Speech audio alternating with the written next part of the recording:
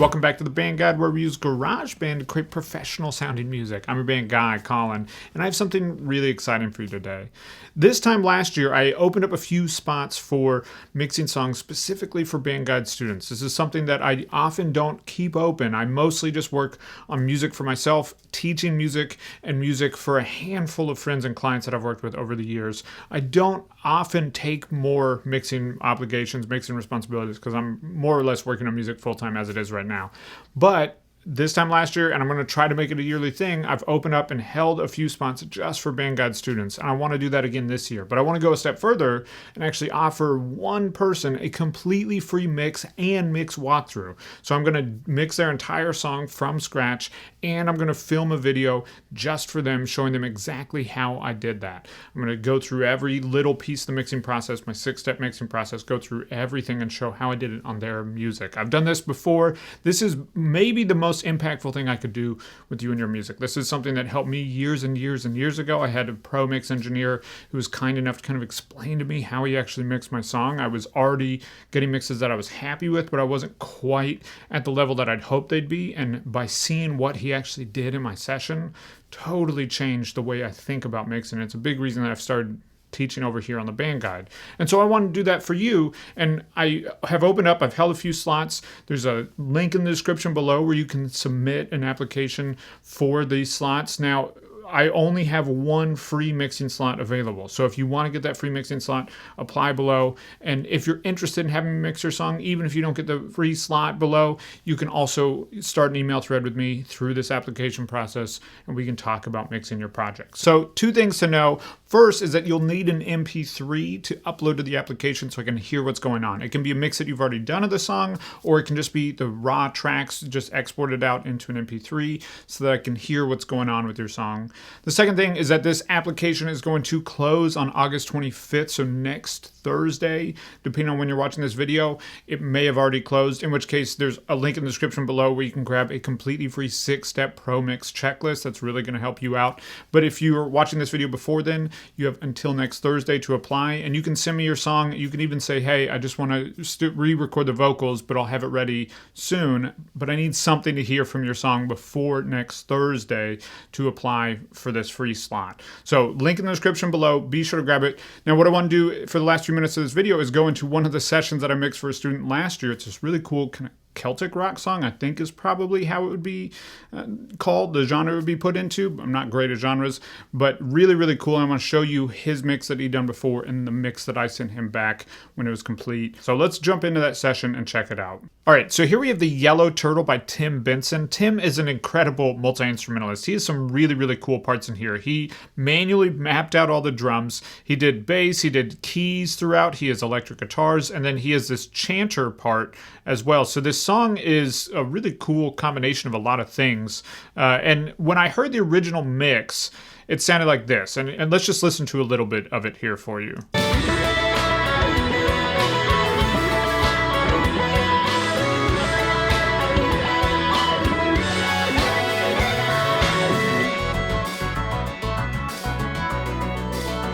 So really, really cool, but it feels really thin and a little bit distant. So what I wanted to do in my mix was make it feel really, really full, really, really big. And he has these really cool big drum parts that come in.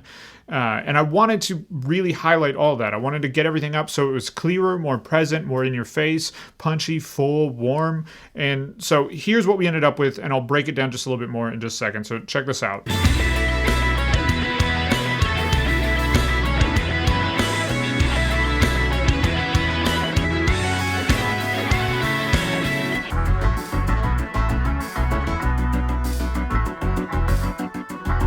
Go back to his.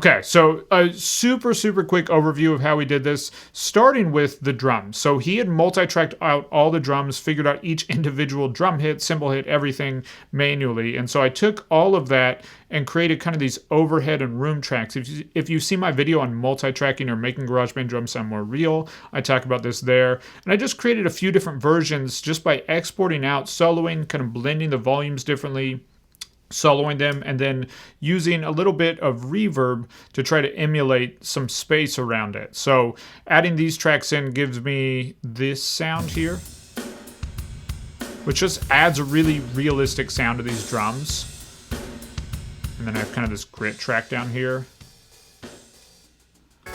So that was the first thing that I did. And then I went through and I just took everything down to 0, all my faders down, and I started by spending over an hour getting all the volumes right. That's all I did, just the static mix. So just getting the volumes and the pan positions in the right place. And then after that, I spent a little bit of time getting the master track dialed in. So I did a little bit of EQ on the master track. I used the Buster SE, which is my favorite bus compressor from Analog Obsession. This thing is free and awesome. Did a little bit of bus compression. I used the Shep's Omni channel, which I've talked about on this channel as well. This is a really cool channel strip that has great saturation and a cool compressor built into it. So I use that, just a little bit extra juice for the master track. And then an exciter, which I don't often use. So you can see I'm using it less than 1%, but it's giving just a little bit more clarity and brightness to this mix. So if we listen to just what those did to this mix, check this out. I'll turn them all off and then I'll engage them. Check this out. This is off.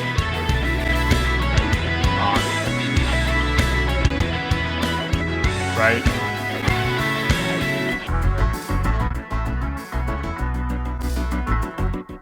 Pretty crazy, right? It's kind of wild how much impact this has on the mix in just a couple of moves on the master track. And then I went in and I started doing EQ on individual tracks. So on tracks that needed it, you can see here on this mono overhead, I'm not doing any, but on something like this rhythm guitar, I'm doing a fair amount. I'm doing quite a bit. So if we listen to that rhythm guitar here, really had to take out a lot of that mud and make it brighter. So went around, did EQ, did some compression, got it to where it was feeling nice and clear and full and punchy. And then I dove into effects. And so with effects, there isn't a vocal in the song. So I'm using this chanter kind of like the lead vocal. And so I'm processing it similarly. So if we go down through a little bit where this chanter's playing, it has a cool chanter, and I added a chorus track. My little slap delay that I like to do. A little long delay. Right? And so if I take those away, this chanter gives space, gives a little more fullness, lets it sit in a mix. And then, you know, I already had created the tracks, the reverbs around the drums, did a little bit on some of the guitars and stuff, but not a lot. There's really not much reverb in this except where needed, which is mostly on the drums and the vocals in this particular case. So I say vocals, but I mean chanter, or vocal-like things. So that's a great tip if you're working with instrumental music. What is your vocal-like thing? And maybe process it a little similarly to vocals, right? So that's what I did here with this chanter. Okay, and then finally, automation. And I did very little automation in here. He had done some automation to do some cool panning stuff, if we listen here. Right, I think there's one other thing that's doing it. Yeah, right up here with this. But other than that, I left that on from what he'd sent me. Other than that, I'm focusing on just drums and using automation to make them a little bit punchier and a little fuller at times. So like this fill comes in right here.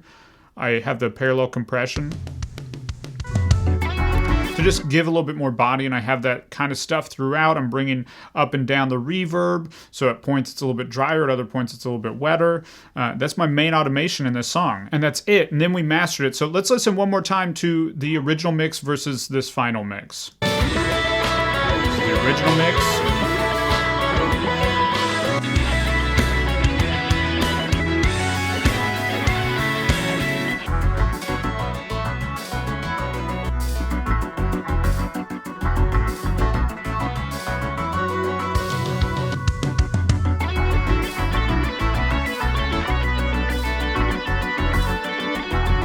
Play out a little bit more here.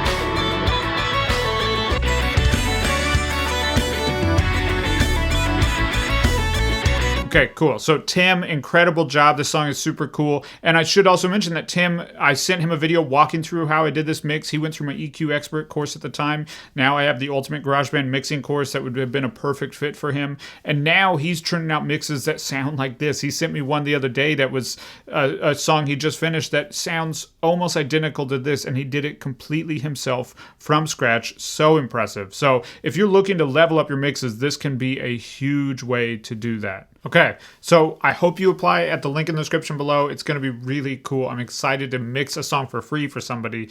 It's something I've wanted to do for someone in the band guide community for a long time. So I'm really excited to have space in my schedule finally to get into this. And be sure to apply. I'm really excited no matter what just to hear your music. This is one of my favorite parts of running the band guide is getting to hear so many people's music. The reason I'm doing this is to help more music get out into the world, sound good, sound like something that people are proud of to put out, because I know that was something that held me back for a long time is if I was recording my own stuff, I didn't feel proud of it. I didn't want to put it out into the world because I didn't feel like it was good enough to be out there.